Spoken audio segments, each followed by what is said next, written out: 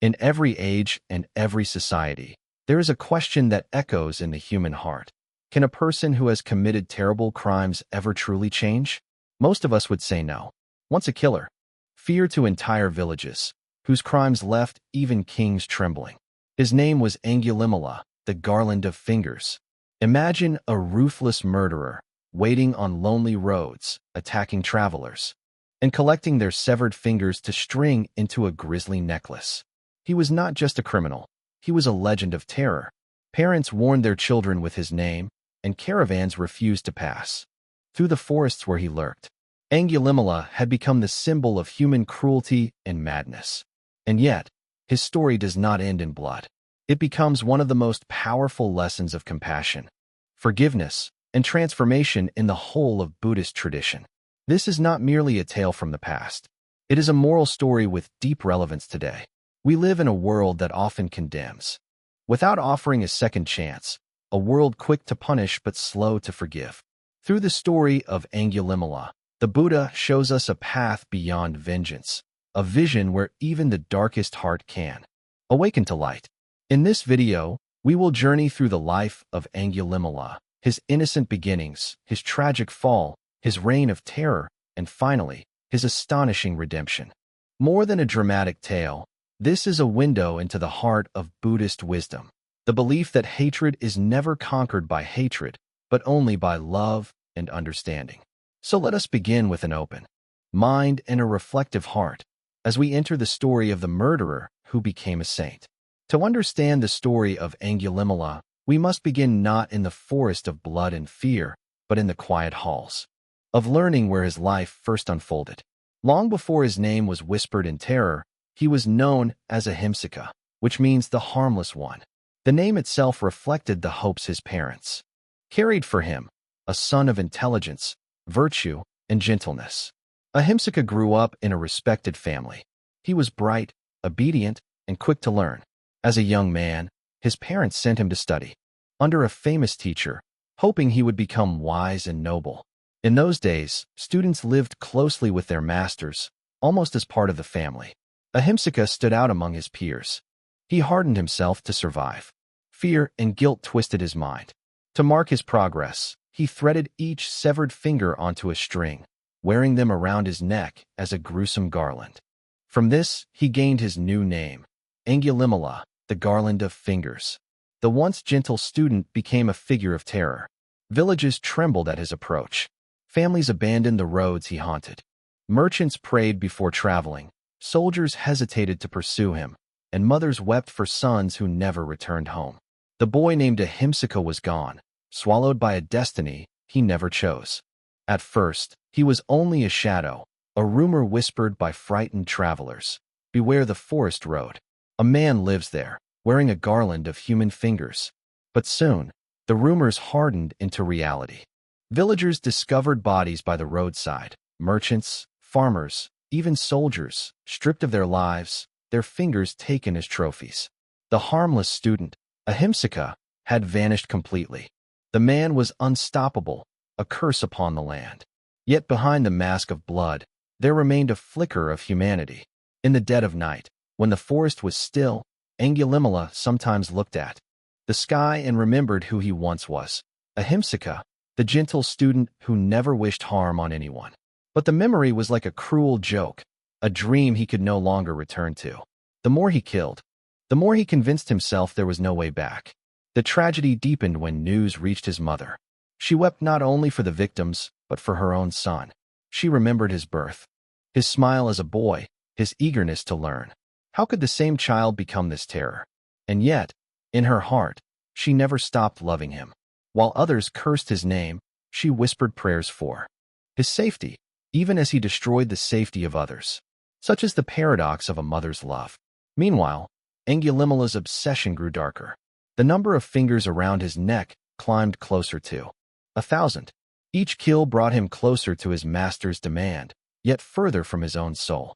Villagers abandoned entire routes of trade, preferring long and dangerous detours rather than risk his ambush. Hunger and fear spread in equal measure. Stories tell that even when armed escorts traveled in groups, Angulimala would strike with such ferocity that no one survived. His name became not. Thus, the reign of terror that had once seemed unstoppable was moving toward its climax. The murderer, the king's soldiers, the weeping villagers, and the grieving mother, all threads of suffering, were about to converge on a single road. And walking calmly along that road, barefoot and serene, was the Buddha himself. The forest was tense that morning. A silence heavier than usual hung over the trees, broken only by the occasional cry of a bird. Angulimala moved with determination. His garland rattled against his chest, each finger a grim reminder of his task. He had decided. The final victim would be his own mother. Twisted reasoning convinced him that her death would seal his count, and at last he could present the 1,000 fingers to his teacher. In his delusion, he imagined it would end the torment, that perhaps he would be free. But destiny had other plans. On that very road, walking barefoot, calm and unhurried, was the Buddha. He had seen with the eye of wisdom what was about to unfold, the terrible act of a son killing his own mother, and chose to intervene. Without guards, without weapons, without fear, he stepped into the path of the murderer whom all others dreaded. From the distance, Angulimala spotted a lone monk. His heart leapt. One more, he thought. Just one more, and the count is complete. He tightened his grip on his sword and rushed forward. His feet thundered against the ground as he sprinted with the force of a predator. Yet something strange happened. No matter how fast he ran, he could not catch up to the monk. The Buddha walked slowly, gracefully, as though strolling in a garden. And yet, the furious murderer remained behind, panting, straining, his breath ragged. Frustration boiled inside Angulimala. He shouted, his voice echoing through the trees. "Stop, monk! Stop!" The Buddha turned his head slightly, his face serene, and replied with a voice calm, yet firm. "I have stopped, Angulimala." "You have not stopped." The words struck him like a blade. He staggered to a halt, bewildered. "What do you mean?" he demanded, chest heaving, eyes wild. "You walk, yet you claim to have stopped." "Justice." And Angulimala's true test was only beginning. When the Buddha accepted Angulimala into the Sangha, it was not with hesitation or fear, but with complete confidence in the power of the Dhamma. The once dreaded outlaw exchanged his garland of fingers for the saffron robe of a monk. His sword was left behind in the dust of the forest, never to be lifted again. From that moment forward, he became not a killer, but a seeker of truth. Yet the world was not so quick to forget. News spread rapidly. Angulimala has become a monk under the Buddha. Some reacted with disbelief, others with rage. "How can this be?" they asked. "How can a man with blood on his hands, our family's blood, be allowed to wear the robes of purity?" To many, it felt like an insult, as though justice had been denied. The very sight of him stirred hatred. Even within his new life, Angulimala faced the consequences of his past. When he went on alms round, villagers recognized him. Some shouted curses. Others hurled stones or sticks, striking him until he bled. At times, he returned to the monastery bruised and broken, his bowl empty.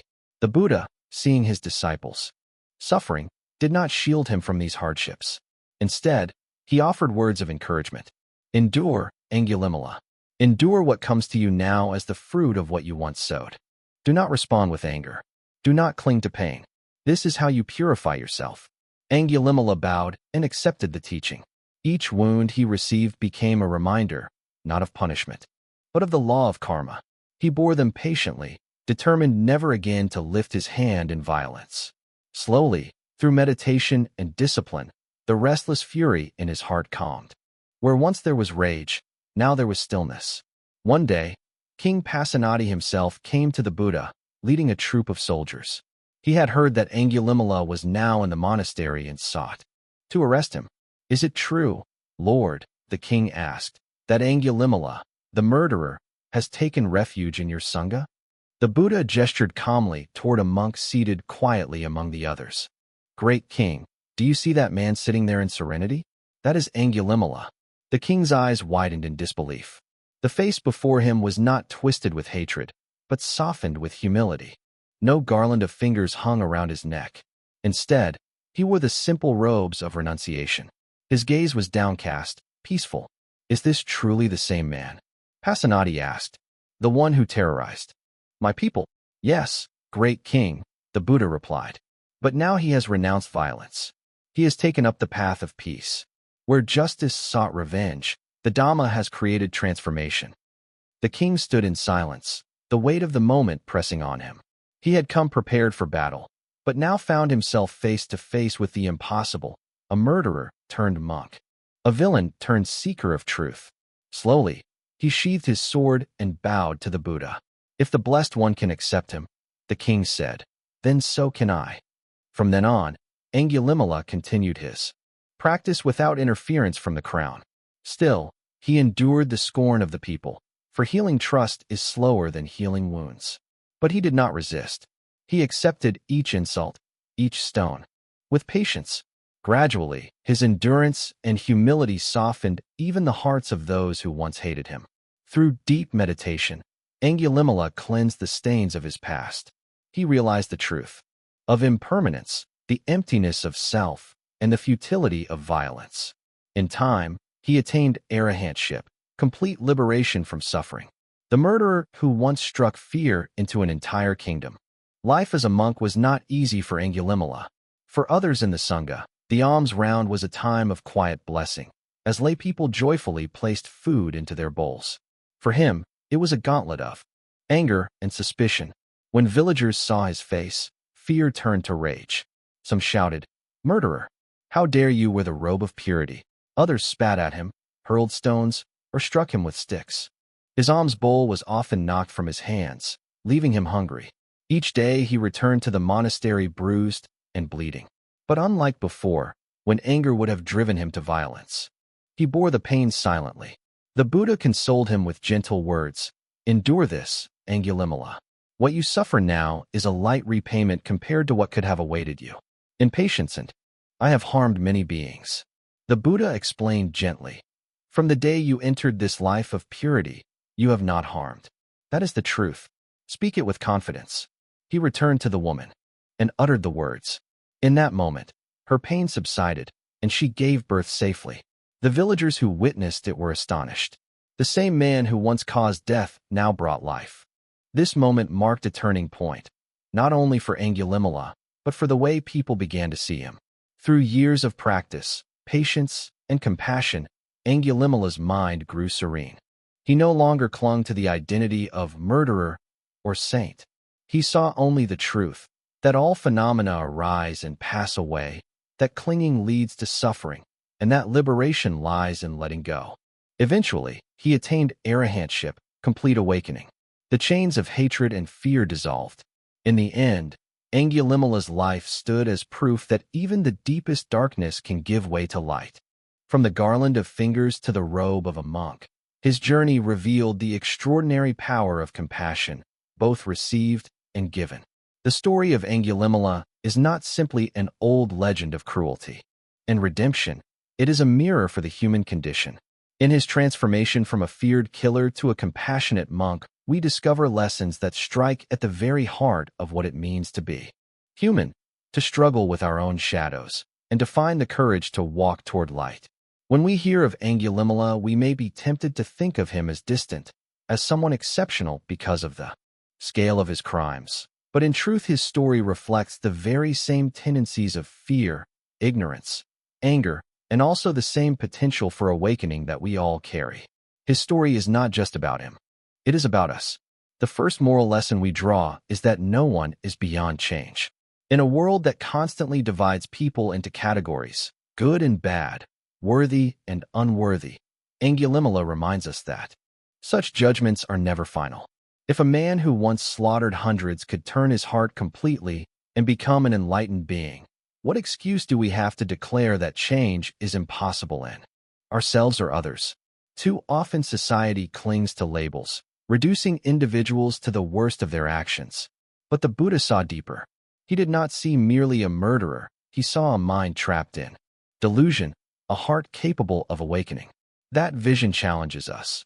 Are we willing to look at people not only through the lens of what they have done, but also through the potential of what they can become? A second lesson is the destructive power of ignorance. Angulimāla was not evil for evil's sake. He was led astray by a misguided teacher, by blind loyalty, by a mind clouded with confusion. In this sense, he represents the way ignorance can twist even natural intelligence and loyalty into weapons of destruction. How many times in history, and even in our own daily lives, not escape the consequences of his past? People still hated him, attacked him, cursed him. What kept him from falling back into bitterness was his willingness to endure without retaliation. That is a lesson for all of us. Compassion is not only about being gentle when life is kind.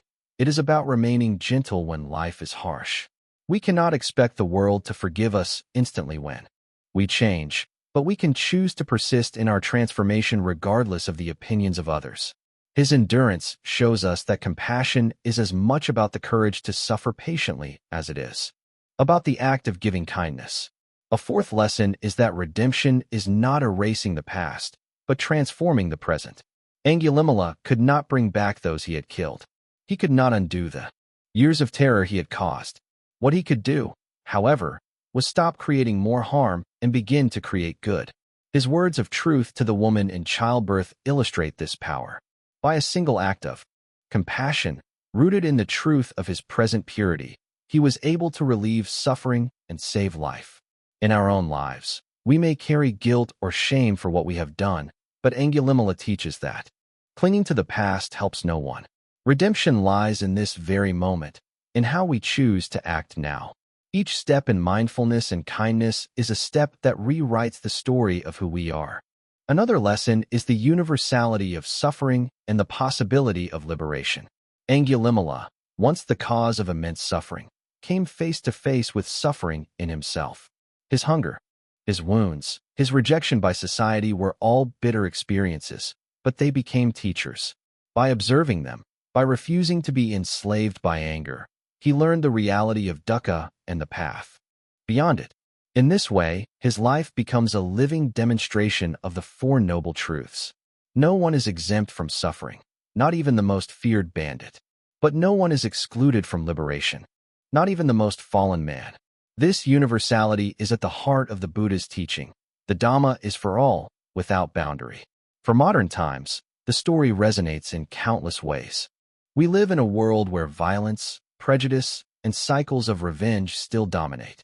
We imprison people, condemn them, strip them of dignity, often forgetting that transformation is possible. Angulimāla's story challenges criminal justice systems, challenges our instinct for vengeance, and invites us to ask, what would it mean to believe in rehabilitation rather than only punishment? It also speaks to personal relationships. How often do we hold grudges, defining others by their past mistakes, refusing to believe they can change? If we cannot forgive small mistakes, how can we imagine a world where great transformation is possible? To live in the spirit of this story is to cultivate faith in human capacity for change, even when evidence seems thin. On a deeper psychological level, Angulimāla symbolizes the violent tendencies within us. We may not kill with knives, but our words, our judgments, our indifference can wound others. Inside each of us lies an Angulimāla, the potential for cruelty born of ignorance. And also within us lies the potential for awakening, the seed of compassion waiting to be nurtured. When we meditate, when we turn inward, we confront our inner bandit, the restless, harmful impulses of the mind. The challenge is not to suppress them with force, but to meet them with the same compassion. The Buddha offered Angulimāla. By understanding, by patience, by wisdom, we too can transform. Finally, the greatest lesson is that compassion is stronger than fear. The villagers could only see Angulimāla as a monster. They feared him, and their fear turned into hatred. But the Buddha walked calmly into the forest, fearless, and faced him with compassion. That courage to see through fear, to meet violence with calm, is what transformed the killer into a disciple. In our own lives, how often do we allow fear to dictate our reactions? Fear of others, fear of change, fear of loss. The Buddha shows us that only compassion, rooted in wisdom, has the power to end cycles of violence. Thus, the story of Angulimāla is not merely about one man's salvation, but about the timeless truths of human life. No one is beyond change. Ignorance is the real enemy. Compassion requires patience. Redemption lies in the present. Suffering is universal, and liberation is possible for all. These lessons speak to prisoners and kings, to victims and oppressors, to every human being who struggles with darkness and longs for light. The story continues to live because it is not finished. Each time we choose understanding over judgment, compassion over fear, transformation over despair, we are continuing the story of Angulimāla in our own lives. The story of Angulimāla, when told from beginning to end, feels almost unbelievable. How can a man who once lived as a ruthless killer, feared by entire villages, end his life as a gentle monk, remembered for his compassion about us, or by the labels society places upon us? But Angulimāla proves otherwise. His very name changed, from the harmless one to the garland of fingers, and finally to the noble disciple. Each name reflects a stage of transformation, reminding us that identity is not a prison, but a process. We are not bound to remain who we were yesterday. Each moment, each decision, carries the seed of a new story. If Angulimāla could step out of the darkness of slaughter and into the light of liberation, then none of us is ever truly trapped. The story also speaks about courage, the courage of the Buddha, who faced him not with weapons but with fearlessness and compassion, the courage of Angulimāla, who admitted his delusion and surrendered his violence, and the courage required of us all to face our own shadows and believe in the possibility of transformation. Without courage, compassion remains only an idea. With courage, compassion becomes a living force that can change lives. What remains unforgettable about this story is its timeless relevance. Today, the world still struggles with cycles of violence, revenge, and fear, possible even in the midst of suffering. His life becomes a testament to the boundless compassion of the Buddha and to the endless potential within each of us. So let us carry this story not only as a tale from the past, but as a living guide. Let us remember that no one is beyond change. Let us look at others with the eyes of possibility rather than judgment. Let us face our own mistakes with honesty and the resolve to transform. And above all, let us walk through this world with the same fearlessness of the Buddha, knowing that compassion, true, patient, courageous compassion, has the